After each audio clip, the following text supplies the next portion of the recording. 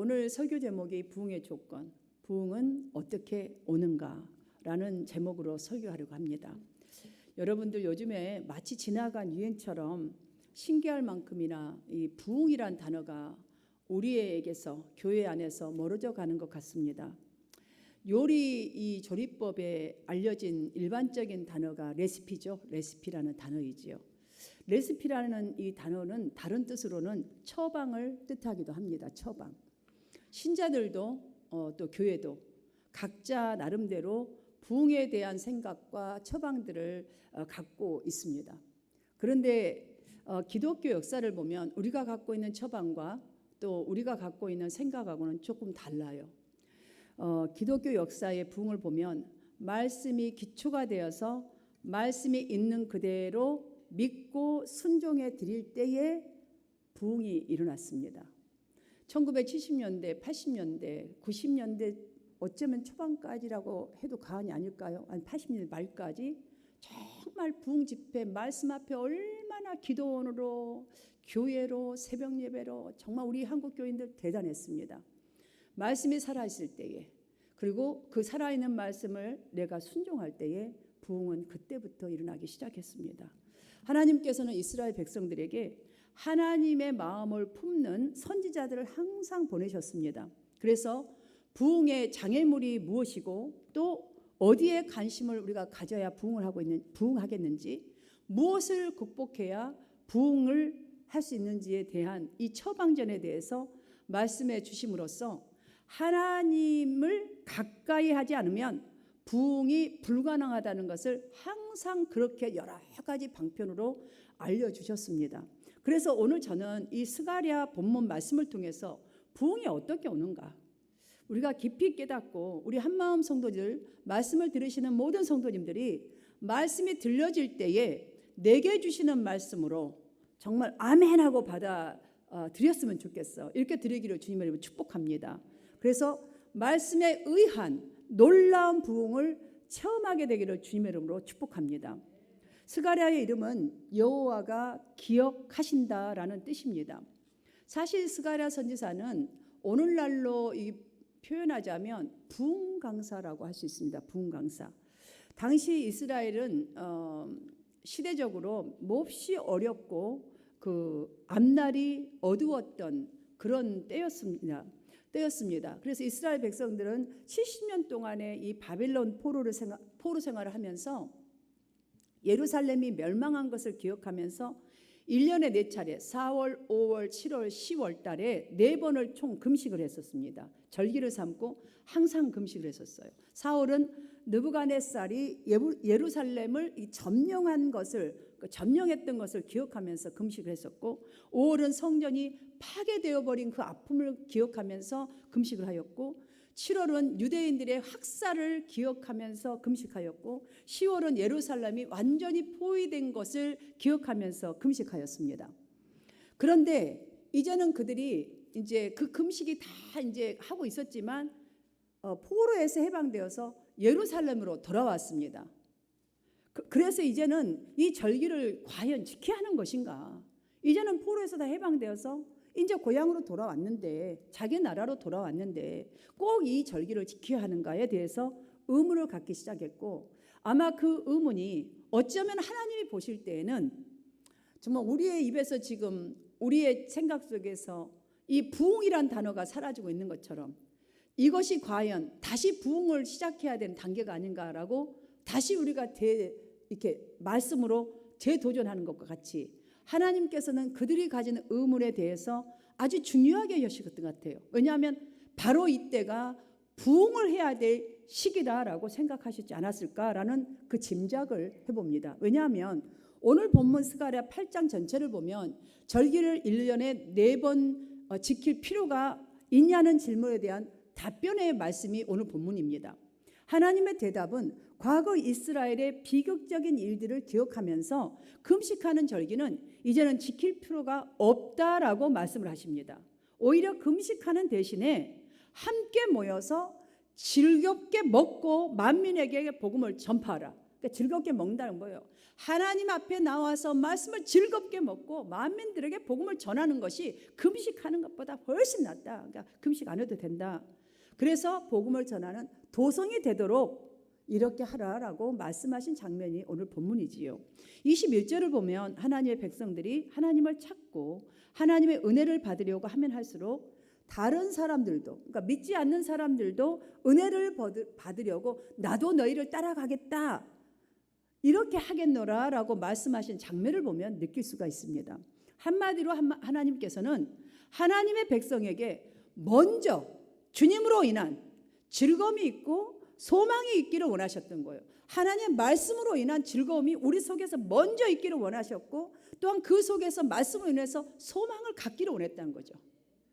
이것이 부흥의 첫 발자국이에요. 그래서 14절부터 말씀의 내용을 쭉 보면 너희 조상들이 나를 경노하게 하였을 때에 내가 그들에게 재앙을 내리기로 작정했고 그 뜻을 굽히지 않았다.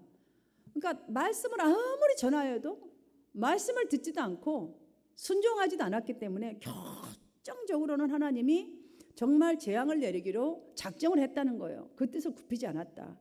그때와 마찬가지로, 그러니까 그 뜻을 굽히지 않고 재앙을 내렸던 것과 마찬가지로 이제 나는 다시 예루살렘과 유다 백성에게 은혜를 베풀기로 작정했으니, 이제 재앙이 아니라 다시 부흥을 너희들을 통해서 하기로 작정했으니 너희는 두려워하지 말고 너희가 행할 일은 이러하니라 라고 하시면서 하시는 말씀이 너희는 이웃과 더불어 진리를 말하며, 그러니까 듣는 말씀들을 나누라는 거예요. 모이면 듣는 말씀을 나누며 너희 성문에서 진실하고 화평한 일을 행하여라. 하나님의 말씀을 따라 하나님 말씀하신 대로 선으로 악을 이기는 선을 행하라.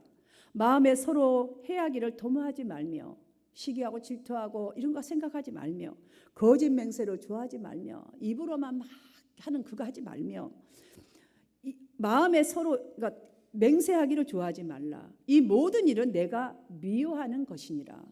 정말 뭔 생각을 가지고 입으로만 하고 이런 거 다 하나님이 싫어하신다는 거예요. 미워하신다는 거예요.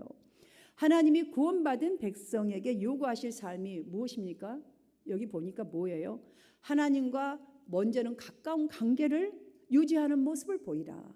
그리고 다음으로 우리의 일상생활에서 이웃과의 관계에서 구체적인 열매들을 좀 선하게 맺는 삶을 살아보라라고 말씀하시는 것이죠. 그래서 스가랴 이 선지자를 통해서 만군의 여호와의 메시지니라, 우리 조금 전에 읽었지만 각 거의 구절마다 만군의 여호와가 말하노라, 만군의 여호와가 말하노라. 정말 하나님의 복을 받는 일에 여러분들 이건 만군의 여호와의 메시지다. 그러니까 하나님의 복을 받을 일에 그러니까 동참해야지 않겠느냐, 하나님께 기도해야 되지 않겠느냐, 민족이 하나님이 주시는 복을 얻을 수 있도록 기쁜 소식인 복음을 전해야 하지 않겠느냐, 망설일 이유가 전혀 없지 않겠느냐, 지금 라고 말씀하고 계시는 거예요. 스가랴 선지자를 통해서.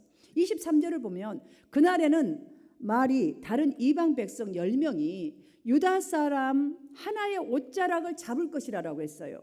여기 이방 10명에서 이 열은요 완전 숫자를 뜻하는 것입니다. 13절 현대인의 성경으로 제가 읽어드리겠습니다. 유다와 이스라엘 백성들아, 너희가 지금까지는 이방 사람들의 저주거리가 되었으나 이제는 내가 너희를 구원하여 축복의 표본이 되게 하겠다. 이게 하나님이 결정하셨다는 거예요. 옛날에 재앙을 내릴 때 결정하신 바를 절대로 굽었지 않고 돌이키지 않았듯이 지금 축복하신다는 이것 또한 돌이키지 않는다. 나는 꼭 할 것이다. 그러므로 너희는 두려워하지 말고 용기를 가져라. 그러니까 이 말씀을 붙들으라는 거예요. 전능한 나 여호와의 말이니라. 만군의 여호와가 이같이 말하노라 라는 말씀을 계속 반복하면서 그들에게 부흥은 하나님의 말씀을 바르게 듣는 데서 시작된다는 것을 정말 깨우쳐주고 계신다는 사실이에요. 가장 먼저는 하나님의 말씀을 내 중심 가운데 잘 듣고 이걸 붙들고 행하는 데서부터 시작된다는 것을 이렇게 말하는 거예요. 그래서 지금까지 일을 생각지 말아라. 부끄러움을 당했는가? 잊어버리라는 거예요. 그러므로 이 부분에서 우리는 부흥에 대해서 다시 한번 생각해 보아야 합니다. 부흥. 여러분, 부흥은 누구의 뜻인가요? 가장 먼저 부흥은 누구의 뜻인가? 우리의 뜻 같죠, 여러분? 부흥.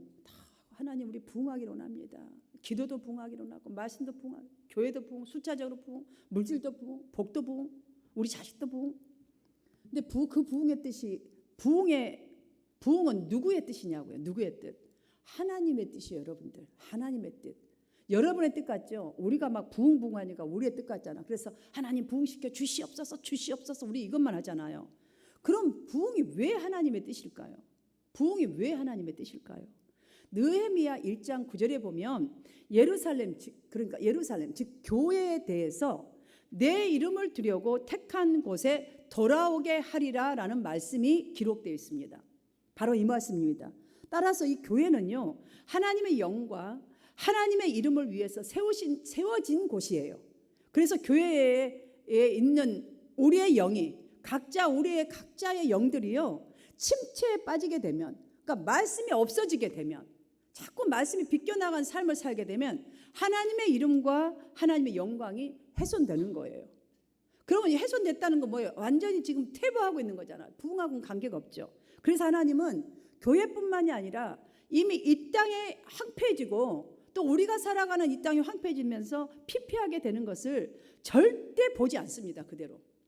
이 땅이 황폐해진 건 절대 보지 않아요. 재앙을 내리시거나 말씀을 보내시거나 하여튼 선지자를 통해서거나 여러분에게 찔림을 주시거나 돌이키게 하신다는 거예요.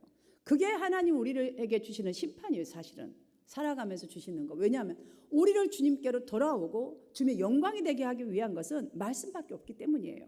그러하게 오늘 본문에도 이 본문을 보면 교회도 성도도 지난날 죄악과 이 재난으로 인해서 슬퍼하면서 실망하는 이 성도들이 늘어나는 상황이잖아요. 그 당시는 굉장히 많이 늘어나는 상황이었습니다. 지금 역시도 마찬가지입니다. 지금 코로나 바이러스 또 경제적인 여러 가지의 변화와 아무튼 힘든 상황에서 이 본문의 말씀을 그때나 지금이나 우리 모두 듣고 있습니다. 지금 그런 상황 속에서, 동일한 상황 속에서.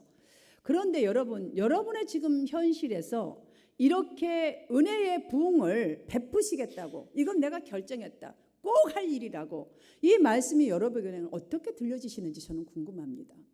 이 말씀이 아멘 하면서 저 여러분의 깊은 속에서부터 진정으로 아멘이 나오면서 부흥될 거라고 정말 믿어지고 이 말씀이 정말로 나에게 부흥이 임할 거야, 이 말씀을 내가 붙들어야 돼, 이런 막 믿어지는 확신이죠. 여러분 막 힘이 생기고 있나요? 나는 이게 정말로 궁금합니다. 이거 여러분 자신에게도 한번 질문을 해보아야 합니다. 당시의 유다 백성들은요, 포로에서 돌아와서 가장 먼저 했던 일이 성전 건축을 하는 일을 가장 먼저 해야 하였습니다. 사실 많은 우여곡절이 있었고 잠깐 스탑할 때도 있었지만 결국은 그들은 그 일을 해냈습니다. 그렇다면 여러분들이 이렇게 어려운 상황 속에서 교회를 위해서, 하나님 나라를 위해서, 복음을 위해서 많은 수고를 했어요. 정말 최선을 다했어요. 그렇다면 여러분은 어떤 걸 기대하시나요? 그래도 어떤 면에서건, 나의 내면에서거든, 우리 교회 안에서거든, 아니면 나의 삶 가운데거든, 아무튼 하나님의 일으키시는 부흥을 기대하지 않겠습니까? 그들도 이렇게 어려운 상황, 막 포로에서 돌아왔는데 그 어려운 상황에서, 아무것도 가진 게 없는 상황에서 성전을 다시 재건했습니다. 그들이. 그렇다면 뭔가 기대를 하지 않았겠습니까? 그런데 현실은 여전히 어려움 속에 어려움이 계속되고 있습니다. 먹어도 배부르지 않습니다. 먹어도 가난하면 그렇잖아. 먹어도 허기진다잖아요. 일당을 받아도 달라진 삶은 없습니다. 지금 스가랴 부흥사가 그들에게, 그렇게 느껴지는 그들에게, 그렇게 힘이 없는 그들에게 하나님만 다시금 바라보시오. 어려움까지도 잘 견디십시오. 거기 각 구절마다 여호와가, 만군의 여호와가 말한다. 여호만이 참 하나님이십니다. 끝까지 하나님만 의지하세요. 말씀에 순종하세요. 이런 자세 가지세요 라고 전합니다.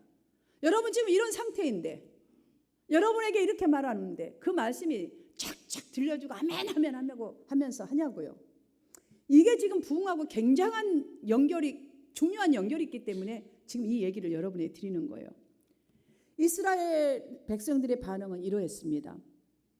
쉽게 표현하자면, 지금 딱 우리같이 표현하자면, 이런 상태에서 무슨 부흥이야? 아유, 내가 지금 이런 상태인데 저 말씀이 나에게 가당치나 해? 우리 꼴을 보고 세상 사람들이 누가 당신과 함께 교회 가겠다고 하겠어? 그것은 부흥사님의 말이죠. 그 목사님의 설교죠. 설교니까. 딱 이런 반응이었어요. 그들은. 바로 여러분 부흥이 일어나지 않는 문제가 바로 여기에 있는 거예요. 바로 여기에. 우리가 이 답을 꼭 오늘 이 시간 찾아야 돼요. 그들이 성전을 열심히 지었던 것은 사실입니다. 봉사했던 거 여러분 사실입니다.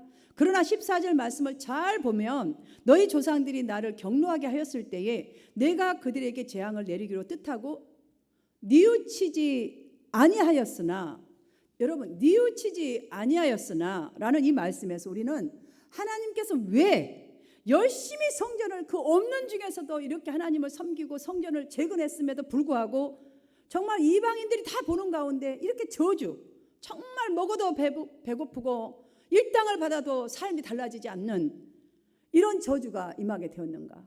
그들은 왜 갈수록 황폐해지고 정말 주님의 말씀이 들려와도 정말 아무것도 감각이 없는 백성들이 되어 있는가? 여러분 바로 여기서 알 수가 있어요. 그들은 이미 정말 죄악에 빠져서 영적인 힘과 능력을 상실한 나머지 뉘우침이 없어요. 말씀을 들어도 회개치 아니하였어요. 정말 지금 내가 이 말씀, 하나님 말씀을 듣지 못한 나의 이 가슴이 바위 같은 이 가슴에 대해서도 아무 느낌이 없는 거예요. 사실은 회개해야 되거든요. 주님, 내가 락 같은 이 중심, 정말 주님 나를 치소서, 이 말씀으로 더 치소서. 이렇게 주고 나를 이렇게 하신다는 불구하고 왜 믿어지 않는 나입니까 주님 하고요, 통곡해야 돼요. 사실은. 왜냐하면 지금 부흥이 막혀 있잖아요. 여러분들, 여러분 축복이 막혀 있잖아요. 약속이 막혀 있잖아요. 이것보다 더 불행한 게 어디 있어요. 사실 가슴을 쳐야 되거든요. 근데 하나님 말씀에 아무 감각이 없으니까 불순종하였던 거예요. 그래서 하나님, 레위기 26장을 보시면 그 예가 너무너무 잘 기록되어 있습니다. 아무리 선지자를 보내어서 말씀을 전했지만 그들은 가슴에 깨우침도 없고 회개가 없다 보니 불순종하는 삶이 지속되었습니다. 자, 지속되니까 어떤 현상이 나오는가? 나중에 보면 땅들이 황폐해요. 그들이, 여러분들 지속적으로 잘 나갈 것 같죠? 세상 속으로 가면. 지금 너무 좋다, 편하다. 분명히 항모하게 됩니다. 이건 성경이 말하고 있습니다. 황폐하며 항모하게 되고 하나님의 성소는 정말 황량하게 돼요. 이빨 없는 잇몸이 되어 있는 거죠. 성소에서 기도할 때에 하나님께서 응답하시지 아니하는 것이 하나님께서 내리신 재앙이었습니다. 재앙이라는 것은 그냥 갑자기 번개불이 팍 쳐갖고 쓰러져 버리면 좋겠지만 그렇게 하지 아니하고 여러분의 기도를 응답하지 않는다는 거예요. 우리의 기도를 응답하지 않아요. 참 정말, 하지만 여러분 지금 그렇게 하고 있는 그들임에도 불구하고 하나님께서는 다시 스가랴 선지자를 보내어서 또 이렇게 말씀을 선포하고 계십니다. 이것이 바로 본문입니다. 그러므로 여러분들, 진정한 부흥이 무엇이겠어요? 먼저 우리 각자에게 하나님의 은혜가 임해야 돼요. 회개의 은혜, 기도의 은혜, 말씀의 은혜가 임해야 되는 거예요. 하나님의 은혜가, 이 말씀의 은혜가 다시 회복되어야 교회 안에서든 교회 밖에서든 살아갈 때에 우리가 세상 문화에 빠지지 않게 돼요. 도리어 세상 문화를 개혁하고 오히려 선도하여서 살아갈 수가 있게 되는 것입니다. 이게 돼야 돼요. 이게 되어야지만이 나아가서 부흥이라는 것의 발걸음이 시작될 수가 있는 거예요. 하나님의 은혜가 우리 중심에 먼저 와서 딱 가득 차야만이 성령의 능력을 힘입어서 그것으로 기도하게 되는 거예요. 그래야 응답을 하시죠. 성령의 능력으로. 그래야 하나님의 참 백성으로 정말 이웃과 더불어 진짜 화평도 도모하게 되고 우리의 행하는 삶으로 하나님의 이름의 높임을 받는, 하나님의 영광을 나타내시는 부흥을 하나님께서 이루시는 거예요. 그때부터는 하나님의 일이신 거예요. 사랑하는 성도 여러분, 우리가 하나님의 은혜를, 그러니까는 많은 은혜를 받고 또 많은 복을 받는 것만이 다 부흥은 다 아닙니다. 여러분들 꼭 그거 아셔야 돼요. 돈 많이 벌어서 이렇게, 여러분 물론 돈 많이 벌어야 돼요. 열심히 하시고 돈 많이 벌어야 돼요. 그러나 이것만이 부흥이 아니라는 거예요. 진짜 부흥은 하나님의 은혜를 정말로 받았다면 은혜를 받은 자답게 살아가야 진짜 부흥이 일어나는 거예요. 진짜 부흥이. 그러니까 오늘 저녁에 이 말씀을 받았다면 은혜를 받는 자답게, 말씀을 받은 자답게 이런 삶이 딱 나와야지 진짜 부흥이 일어나는 거예요. 그래야 오늘 본문이 말씀한 대로 우리 삶 가운데 슬픔이 변하여 또 고통이 변하여 기쁨과 즐거움이 회복되는 거예요. 이게 돼야 그것들 회복이 하나씩 되는 거예요. 치욕이 변하여 내가 치욕스럽게 생각한 것도 복음 때문에 기뻐할 수 있어요. 왜? 멋지게 살아가니까 다시 기쁨을 회복하게 되는 것이에요. 우리 가운데 하나님의 은혜를 받는 자로서의 삶이 회복되셔서 슬픔을 변하여 기쁨이 회복되는 진정한 부흥의 역사가 있기를 바라면서 저는 오늘 이 본문 말씀을 통해서 부흥의 조건을 정리하면서 설교를 마치겠습니다. 부흥의 이 첫 번째 조건은, 자, 우리가 말씀을 들었다면 이제는 감정을 바꾸는 것만이 아니라 생각을 많이 바꿔야 돼. 생각을. 우리는 감정에서 은혜를 받고 감정으로 끝나버립니다. 거기서. 아닙니다, 여러분. 여기서 딱 머리에서 은혜를 받았으니까 이 생각이 확 좀 은혜가 참 좋아졌잖아요. 여러분, 이 감정이 참 은혜가 오면 여러분의 생각을 정말로 바꾸셔야 돼요. 이 굉장히 중요해요. 그 사고방식 변화. 여러분의 사고를 쫙 바꿔야 돼요. 말씀으로. 믿음은 단지 어떤 것을 확신하는 것만은 아닙니다, 여러분. 딱 확신하는 것. 그게 물론 믿는다고 표현하지만 그거에 많은 세상 것들도 들어갈 수 있잖아요. 정말 믿는다는 것은 이 받은 말씀의 확신을 따라서 어떤 일에서든 포기하지 아니하고 행동하는 것이 믿음인 것입니다. 그러하기에 우리 행동 과정에 장애물이 있을 때에 그것을 극복하려면 아까 그 감정에서 사고 방식의 개혁이 있어야만이 그 장애물 앞에서 하나님의 능력과 은혜를 그래서 간구하게 되는 거예요. 왜냐하면 내 사고 방식이 이제 하나님 것으로 바꿔버렸기 때문에. 그래서 거기서 간구하게 되면서 장애물을 뛰어넘는 부흥을 그래서 하나씩 경험할 수 있게 되는 것입니다. 자, 부흥의 두 번째 조건은 하나님의 말씀입니다.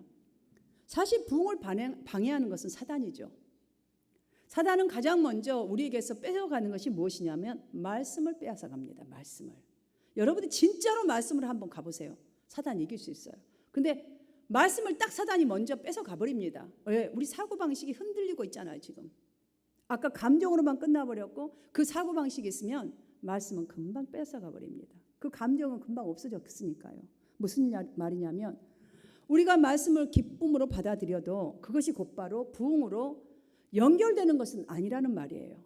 착각하지 마세요. 오늘 은혜 받았다고 그것이 쫙 일주일 동안 말씀이 연결되든가요? 아니에요. 그걸 붙들고 노력할 때 연결이 조금 되고 또 실패하면 다시 붙들고 또 연결하고 오뚜기처럼 이렇게 되는 것이지 그냥 저절로 연결이 되는 것이 아닙니다. 그래서 계속 우리는 결단해야 하는 것입니다.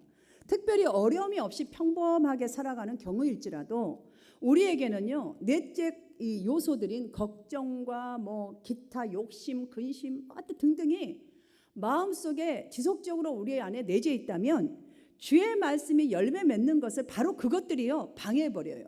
이거 다 사단의 것들 아닙니까? 세상의 것들. 그것들이 그냥 빼앗아 가버리는 거예요. 그래서 마가복음 4장 17절을 보면 주님께서 하신 말씀이 나오죠. 그 속에 뿌리가 없어 잠깐은 기쁨으로 견디다가 말씀으로 인하여 환난이나 박해가 일어나는 때에는 곧 넘어지는 자요라고 말씀하셨어요. 그 속에 뿌리가 없어라는 말은 말씀을 들을 때는요 막 아주 할렐루야 힘을 받고 기뻐요. 막 눈물도 나고 막 찔림도 오고 합니다. 그런데 이 말씀에 대한 확신이 우리 속에 깊이 뿌리를 못 냈어요. 확신이 부족하다는 의미예요. 뿌리가 없어라는 것은 이 확신이 확실하게 이게 제대로 없는 거예요. 그러다 보니까 기쁨으로 받아들이는 것만이 아니라 우리는 받은 그 말씀에 대한 확신을 유지하도록 노력해야 하는 거예요. 확신을. 그렇지 아니하면 우리는요 영적 토양이 너무나 얇기 때문에 시험이 오거나 어려운 일이 오면 그 기쁨을 유지할 만한 확신이 부족하다 보니까 자신의 안위를 먼저 생각할 수밖에 없게 되는 거예요. 그래서 안위를 생각하니까 견디지 못하고 넘어지거나 하나님 앞에서 범죄하게 되고 그래서 진정한 변화와 부흥을 이룰 수 없게 되는 거예요. 그래서 나는 맨날 오호라 나는 공고한 자로다. 이 자체에서 계속 그 상태로 신앙생활 해가는 것이지요. 그러하기에 성도 여러분 언제라도 시험은 있을 것입니다. 그러기에 그때마다 넘어지지 않도록 깨어서 기도해야 돼요. 그리고 깨어서 말씀을 붙들고 여러분들이 이 말씀 사상으로 자꾸 삶으로 옮겨가야 하는 것입니다. 자, 부흥의 세 번째 조건은 관계로 인한 전도 회복이에요. 전도 회복. 이게 부흥할 수 있는 굉장히 좋은 길이에요. 21절부터 23절까지 말씀을 보면 믿지 않는 사람들이 믿는 사람들의 옷자락을 잡으며 말하기를 나도 너희와 함께 하나님께로 가겠노라. 하나님의 은혜를 구하겠노라 라고 한다라고 이렇게 말씀해 주고 계십니다.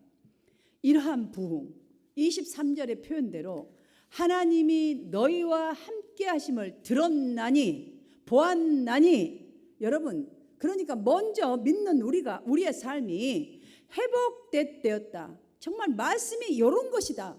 하나님을 믿는 것이 이런 삶이다. 믿는 사람은 이렇게 살아간다라는 부흥의 역사를 믿지 않는 사람들이 보았고 정말로 들어야 돼요. 그래야 일어나는 부흥의 현상이라는 거예요.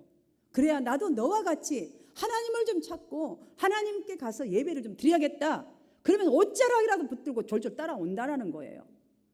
그러니 여러분 우리가 어떻게 살아야 하는지 이 말씀에서 이미 답이 나왔지 않습니까? 사랑하는 성도 여러분, 똑같은 칼이라도 누구의 손에 잡히느냐에 따라서 사람을 구하는 의사의 칼도 되고 사람을 해치는 살인자 강도의 칼도 될 수 있습니다. 또한 같은 손이라도 무엇을 잡느냐에 따라서 의사가 되기도 하고 강도가 될 수도 있습니다. 우리 교회의 부흥, 여러분 개개인의 부흥, 또한 믿지 않는 자, 우리 주위에 믿지 않는 자들이 하나님께로 돌아오는 부흥, 그 부흥을 위해서는 오늘 본문 말씀, 여러분 오늘 듣는 하나님의 말씀을 잡을 것인가? 정말 확신하면서 잡고 내 삶으로 옮길 것인가? 아니면 여전히 어제나 동일하게 의심과 그냥 두려움의 현실을 잡을 것인가 하는 선택의 길이 여러분 앞에 놓여 있습니다. 이스라엘 백성들은 잡지 않아서 재앙을 당하지 않습니까? 권면합니다. 오늘 듣는 말씀 붙잡으세요. 여러분들 여러분 손에 붙잡아서 여러분의 삶에 적용하여서 진정으로 한번 부흥을 경험할 수 있도록 하나님께 내어드려보세요. 부흥 위해서 말씀 앞에서 첫 번째 감정을 바꾸는 것만이 아니라 사고방식을 바꾸시고 내 의식을 자꾸 말씀으로 바꾸세요. 두 번째 하나님의 말씀을 뿌리를 삶에까지 깊이 내리도록 여러분들 말씀을 적용하면서 사세요. 한 말씀이라도 실패도 괜찮아요. 다시 꺼내세요. 실패했구나 알면요 여러분 그 말씀 다시 붙들 수 있어요. 마지막으로 관계로 인한 여러분이 만난 사람들 다 전도의 정말 회복으로 힘쓰셔서 하나님께서 부흥의 도구 복음의 도구로 여러분을 사용하셔서 우리 한마음 성도들의 인생이 하늘 것으로 부흥되어지시기를 주님의 이름으로 축원합니다. 이 시간 우리